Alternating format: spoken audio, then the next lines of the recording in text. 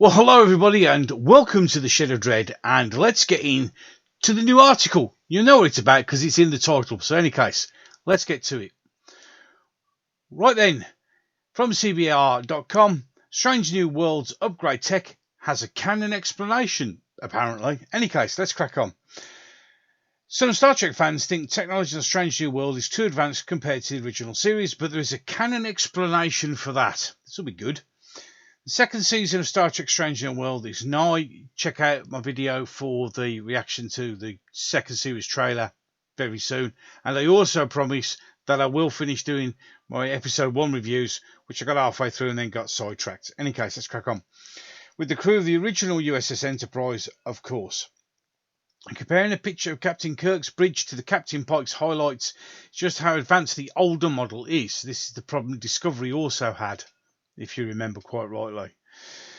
Thankfully, Star Trek has a sci-fi explanation in its canon why Strange New Worlds Enterprise was so much more advanced than Star Trek the original series version. Obviously, the real-world answer to this is Strange New Worlds is a new show, and the original series had to invent impossible technology on a shoestring budget in 1966, which is absolutely correct.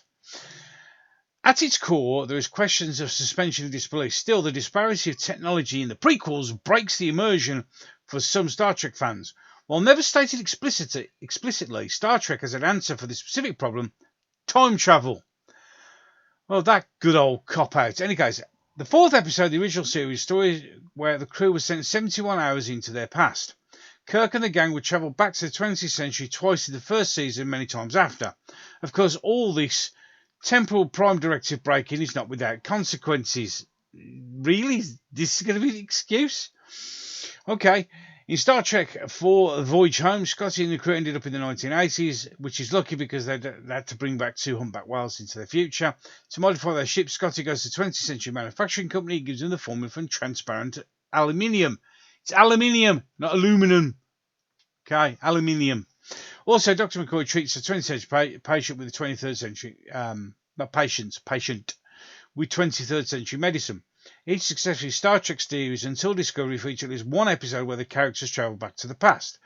The ripple effects from Starfleet's meddling in the timeline and the shared technology can explain why new sets in the Star Trek's past having more futuristic technology. This is even at a play in Star Trek Picard. No, that's just a cock-ass explanation. In any case, let's carry on. This ship used the first 2 seasons of Picard, the Serenia, also featured an almost fully holographic control panel. Those aren't holograms of the Next Generation era. They look like the holograms. Even with nearly 2 decades separating the show from Star Trek Nemesis, there's a significant technological advancement. The first prequel Star series, Star Trek Enterprise, takes place a century before Strange New Worlds. Time travelers from the 20th century have left loads of technology behind in encounters with Captain Archer and the NX-01. Even though the temporal prime directive exists, there's no way the nerds at Starfleet don't use that to better their own technology. This is a really long, deep reach, isn't it? Star Trek Discovery included lots of technology the original series never dreamt of. Well, of course it did, because it was just rubbish. Despite being a prequel, storytellers got around this by making Discovery a bleeding edge research vessel. No, it didn't, but in any case. Still, Pike's Enterprise is incredibly futuristic while honouring the style of the bridge created by Matt Jeffries in the first series. Yeah, it does, but then most bridges in most ships hark back to that. The advancements compared to Kirk's bridge aren't the result of real-world VFX improvements, but reckless Starfleet time travels.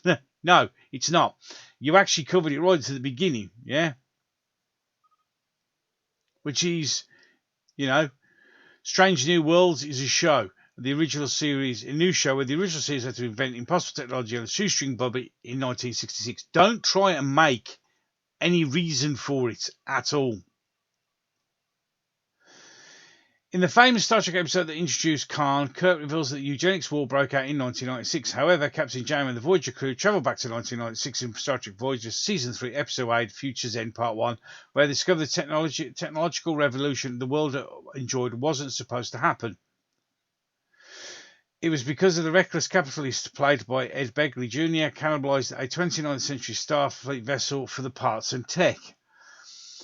If Kirk's Earth didn't have a computer age that began in the 1980s, it makes sense that this Enterprise bridge would also seem so retro. Jesus, this is a really deep dive, isn't it? The dates of the eugenics wars and World War III that led to the decimation of the future of Star Trek First Contact shift all the time. Well, of course, because no one believes in canon. You can't say this is a canon excuse when there's plenty of examples that you're just giving that Star Trek really doesn't give a shit about canon. It just makes it up and goes along, pretty much like most sci-fi, but then get really annoyed and narky when people point these things out. Deep Space Nine said the eugenics world happened in the 22nd century, but Strange New Worlds put them before it. Eventually, Star Trek will edge ever closer to 2063 when Zefram Cochrane builds the first warp engine and meets the Vulcans. Perhaps that's why Michelle Yeoh's Star Trek movie will be about. Okay. When she was last seen in Discovery, she was heading back to the past to stop the creation of the Mirror Universe. But that wouldn't, if you go back to the past, it wouldn't create a Mirror Universe because it's a mirror universe. For an over 50-year-old franchise like Star Trek, the future starts slowly but arrives very quickly nonetheless. Strange New Worlds' amazing advanced Enterprise bridge is not immersion breaking result of miraculous VFX on television, rather as a result. No, it really isn't. That's not really a canon breaker. That's you reading into it and making it so it fits. The simple truth of the matter is Strange New Worlds is a brand new show. It's going to use all the tech that the 1966 one didn't have. I personally am not fussed either way. I see them as what they are and where they stand in reality.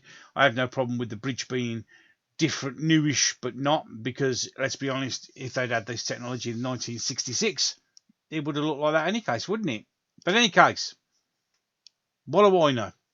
It's an interesting article. I think it's rather, it's reaching quite deep to try and come up with a solution to a problem that, in reality, you just deal with in your own mind. You don't need an explanation. It just is what it is. And that should be the way we deal with it. But in any case, if you enjoyed this video, don't forget that you can subscribe. Just hit that subscribe button up there. You can also catch me on my socials, which is Facebook and Twitter. And don't forget, there is a comment section down below, which is there for you to use. So there you go. With that, I think that one's covered. And there's only one thing left for you to do, and that's get out of my shed.